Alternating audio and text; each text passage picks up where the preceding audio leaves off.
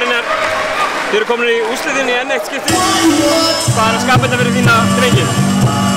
Reynslan, sigurvilji og ég veit ekki, að vera gamlir og þreyttir. Það er málið. Einhvern veginn náðum við að komast í gegnum þetta og ég veit ekki á hvað endi við erum að laupa þetta eru síðustu droppar þetta meistararliðs og við ætlum svo sannarlega að njóta þess að vera komin í úrslit þetta árið. Hvernig er að vera að fá leikmenn eins og Helga inn og svo núna síðast bara í morgun Markus? Er það ekkert erfitt? Nei, við erum reynslu mikið lið, við vitum að við erum ekkert að búast einu við einu á það, hann er ekki að bjarga okkur. Það er bara fyrst og fremst að geta komið inn á leist 10-15 mínútur sem hann gerði frábærlega Þeir litur báðu vel út í kvöld. Það litur báðu og kenda frábær Helgi, það var bara frábær og það hefur einhver gleymt. Við erum reynslu mikið og við komumst langt af því þó við séum gamlir og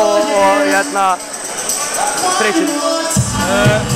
Byrjaði þessu út í stemminguna hérna í kvöld, pakka hús á laugardagskvöldi og þú virtist ekki geta klikka á skoti á tímabili. Er þetta bensíni sem að Brynjar þó þarf til að koma sér almennilega í gang?